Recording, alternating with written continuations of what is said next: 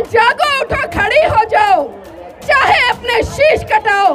अरे किसी और के लिए नहीं, अरे किसी और के लिए नहीं, बल्कि अपने लिए और अपनी आने वाली संतानों के लिए इन मनुवादियों को धूल चटाओ, इन मनुवादियों को धूल चटाओ। तार चाकू ले लेना और रात को जाना, जब ये ब्राह्मणवादी लोग सो जाए तो इनको घरों में मिट्टी का तेल डालकर आग लगा देना, और जब कोई घर से बाहर निकले तो उस पर कहीं ना कहीं इस देश के 85% जो जनता है, जो आवाम है, उस पर अगर शासन कर रहे हैं। लिए आजादी के स्वतंत्र द्वार खोलो और संविधान के तहत अपने जीवन को जीने का। आज विज्ञान पर पाखंडवाद को हावी किया जा रहा है। अभी सुबह सुबह जिस तरह आपने देखा, एक मंच सजा था और वहां पर साफ साफ लिखा था कि एक व्यक्ति की गर्दन काटने पर इतने के लिए भटकती हूँ। जिस देश में 19 लाख प्रतिदिन लोग भूख से सोते हो और जिस देश में 3000 से ज्यादा बच्चे भूख से मरते हो, तो क्या वहाँ पर आजादी के अमृत महोत्सव मनाना चाहिए या नहीं मनाना चाहिए? आप खुद जवाब दीजिए, क्योंकि सरकारें बड़े बड़े वादे करती है इस देश के लिए, खासकर इस बहुजन समाज के लिए। उन मनुवादी लोगों से लोहा लेकर आपके लिए एक ऐसा संविधान लिखा जिस संविधान के माध्यम से आज मुझे संसद के पास में गरजने का मौका मिल रहा है। तो मैं अपनी बहनों से कहना चाहूंगी कि जागो, उठो, खड़ी हो जाओ। अरे जागो, उठो, खड़ी हो जाओ, चाहे अपने शीश कटाओ। अरे किसी और के लिए नहीं, अरे किसी और के लिए नहीं, बल्कि अपने लिए और अपनी आने वाली संतानों के लिए इन मनुवादियों को धूल चटाओ, इन मनुवादियों को धूल चटाओ। साथियों, आज हम जिस तरह से अपने हक अधिकारों की बात कर रहे हैं, आखिर ये हक अधिकार कौन से हैं और कौन है वो लोग जो इन हक अधिकारों को छीन रहे हैं? आप सबको पता है, चंद मुट्ठी भर लोग कहीं ना कहीं इस देश के 85% जो जनता है, जो आवाम है, उस पर अगर शासन कर रहे हैं या शोषण कर रहे हैं, तो उसका दोषी कौन है? क्या वो लोग हैं या हम लोग हैं? कभी सवाल किया है आपने अपने आप से? मुट्ठी भर लोग अगर आपके ऊपर शोषण कर रहे हैं ना, वो दोष उनका नहीं बल्कि दोष आपका है, जो आप उन 15% लोगों को अपने ऊपर आमंत्रित करते हो।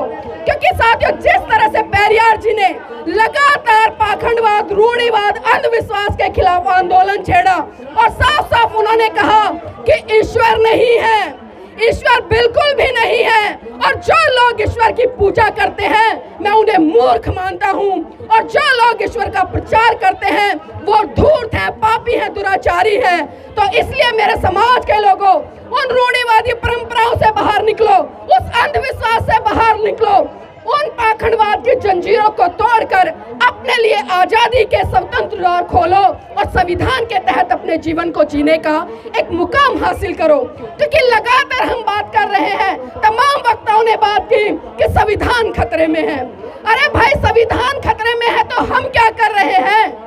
हम क्या कर रहे हैं? हम 85% होने के बावजूद भी उस संविधान की रक्षा नहीं कर पा रहे। तो लानत है हमें ऐसी जिंदगी पर, लानत है हमें बाबा साहब के अनुयायी होने पर, लानत है हमें पेरियार जी के अनुयायी होने पर। मैं यहाँ पर एक बात कहूंगी, शायद बहुत सारे लोगों को कड़वी लग जाए। साथियों, अनुयायी और भगत में बहुत बड़ा फर्क होता है, क्योंकि आजकल मैं देख रही हूँ एक ट्रेंड बन गया है। हमने नीले पटके गले में डाल लिया है, मूंछों पे ताव लगा लिया है, नीली पटकड़ियां बांध ली है, और हम मंचों से जय भीम के बड़े बड़े नारे लगाते हैं। लेकिन कभी उस जय भीम की विचारधारा को हम समझने का काम करते हैं? शायद नहीं, शायद नहीं। अगर समझते तो मैं सही मायने में कह सकती हूँ कि जिस दिन इस बहुजन समाज के लोगों ने अपने महान पुरुषों की विचारधारा को पढ़ लिया, उसको जान लिया, उसको मनोसात कर लिया और उसको जन जन तक प्रचारित और प्रसारित कर लिया, तो वो दिन दूर नहीं होगा जब आपके हाथ में इस देश की सत्ता होगी और आप इस देश के हुक्मरान बनेंगे। लेकिन जरूरत है आज हमें संगठित होने की, क्योंकि बाबा साहब ने इस समाज के लिए, इस देश के लिए 3 मूल मंत्र दिए। लेकिन क्या सही मायने में उन 3 मूल मंत्रों पर हम काम कर रहे हैं? बहुत सारे लोग अलग अलग तरीके कैसे कहते हैं कि शिक्षित बनो, संगठित रहो, संघर्ष करो। लेकिन बाबा साहब के ये 3 नारे साथियों अगर इंग्लिश में देखें और उनका हिंदी में मैं अनुवाद करूं, तो बाबा साहब ने साफ साफ निर्देश दिया कि शिक्षित बनो, संगठित करो और संघर्ष करो। ये कब तब हो पाएगा जब हम सही रूप से अपने बहुजन महान पुरुषों की विचारधारा को पढ़ेंगे।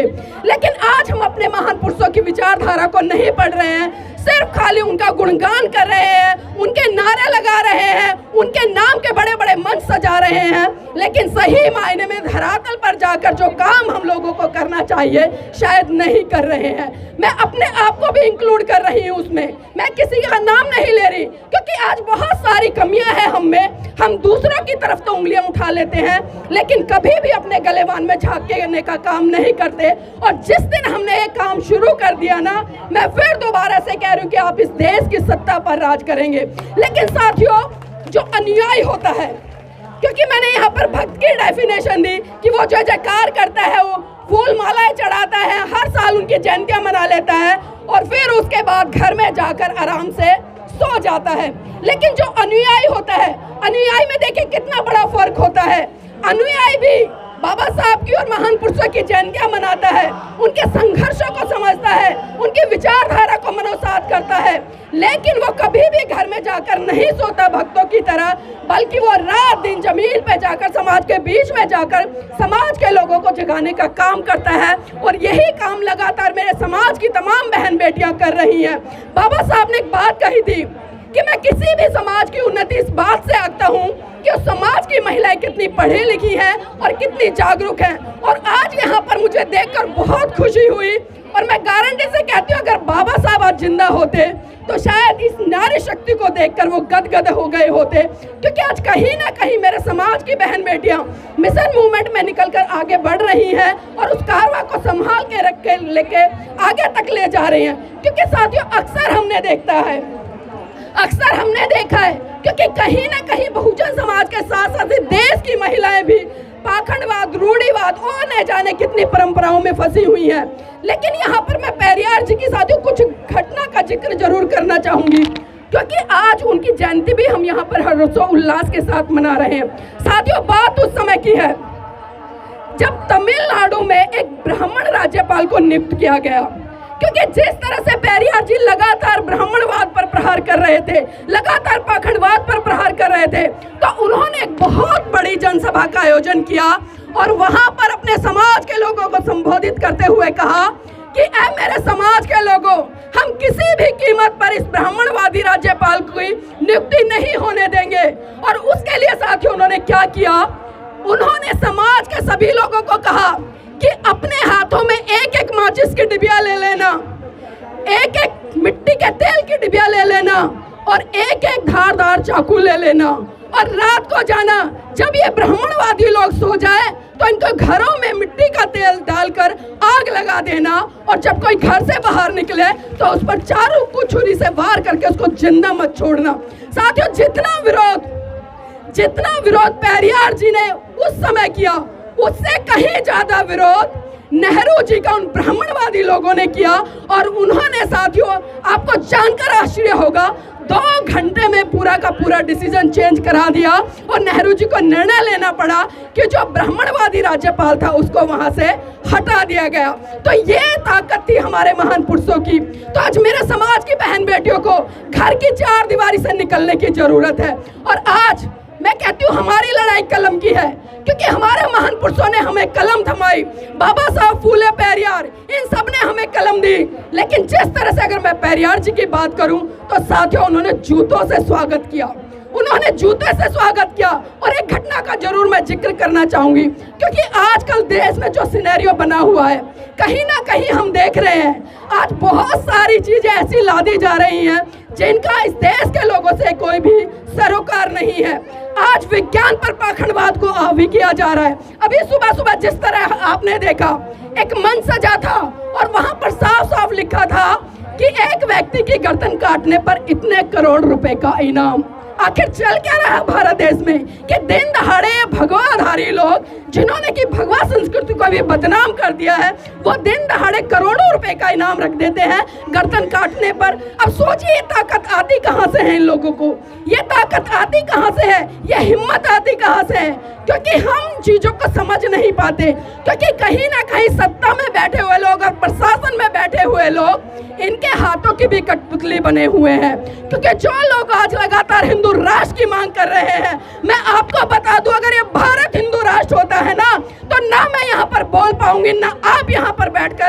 अपने विचार सुन पाएंगे। तो मेरी बहनों, मेरे भाइयों, खड़े हो जाओ। ये लड़ाई हमारे स्वाभिमान की लड़ाई है, ये लड़ाई हमारी आज़ादी की लड़ाई है।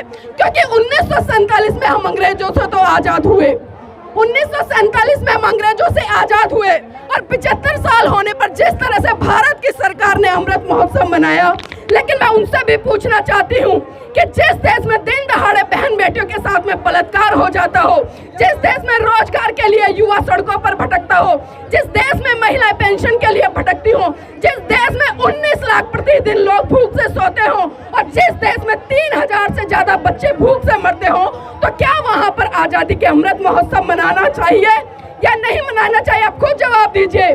क्योंकि सरकारें बड़े बड़े वादे करती हैं, बड़े बड़े जुमले फेंकती हैं, लेकिन हमारी क्या भूमिका है?